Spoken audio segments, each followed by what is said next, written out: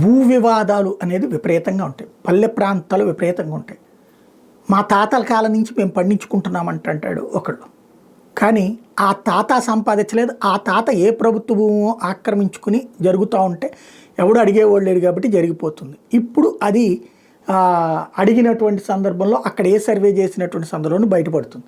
అట్లాంటప్పుడు మా తాత ముత్తాతల నాటి ఆస్తి అంటాడు మనవడు గారు. అదే సందర్భంలో ఒకళ్ళ దగ్గర ఒక భూమి తీసుకుంటారు, అందులో వాళ్ళు వేరే వాళ్ళ దగ్గర నుంచి కబ్జా చేసి ఉంటారు, అది తెలియక వీళ్ళు కొంటారు, ఆ తర్వాత ఇరుక్కుంటారు. ఇవే ల్యాండ్ లిటిగేషన్స్. దశాబ్దాల తరబడి లక్షల కేసులు కోర్టులో పెండింగ్లో ఉన్నాయి. 60 లక్షల 70 లక్షల కేసులు సివిల్ కేసులు ఇదే రాష్ట్రంలోనే పెండింగ్లో ఉన్నటువంటి పరిస్థితి. అలాంటి పెండింగ్లో ఉన్నటువంటి వాటి అన్నిట్లో జగన్ ఉంటాడా, చంద్రబాబు ఉంటాడా, పవన్ ఉంటాడా, బీజేపీ ఉంటుందా, కాంగ్రెస్ ఉంటుందా?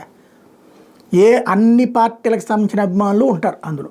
కానీ జగన్ టైంలో ఈ మాత్రమే జరిగినాయి, మిగతా టైం అంతా అద్భుతంగా ఉందన్నటువంటి ప్రచారం చేసుకురావడం. ఇప్పుడు అమరావతి ప్రాంతంలో లిటిగేషన్స్ ఎందుకు వచ్చినాయి, లేకపోతే కనుక కడపలో ఎందుకు వచ్చినాయి, కర్నూలులో ఎందుకు వచ్చినాయి, విశాఖలో ఎందుకు వచ్చినాయి భూ వివాదాలు?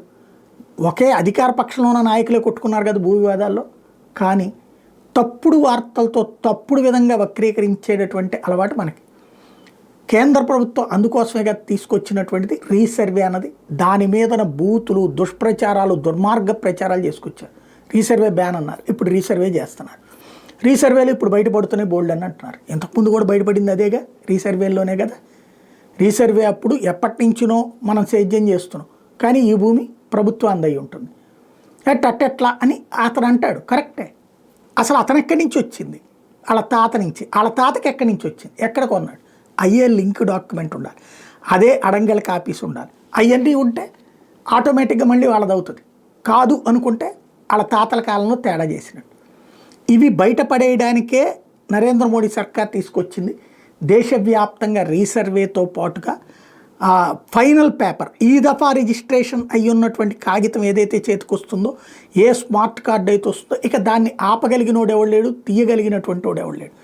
అట్లాంటి ఒక అద్భుతమైన డిజిటలైజేషన్ ఫార్ములాని తీసుకొస్తే జగన్ మీద ద్వేషంతో దుష్ప్రచారం చేసి ఇప్పటికి కూడా లిటిగేషన్స్ వస్తున్నాయన్నీ జగన్ మీదగా తోసేస్తూ, నిజాలని సమాధి చేస్తూ, అబద్ధాలని దుష్ప్రచారం చేస్తూ వార్తలు సాగిస్తున్నాయి మీడియా.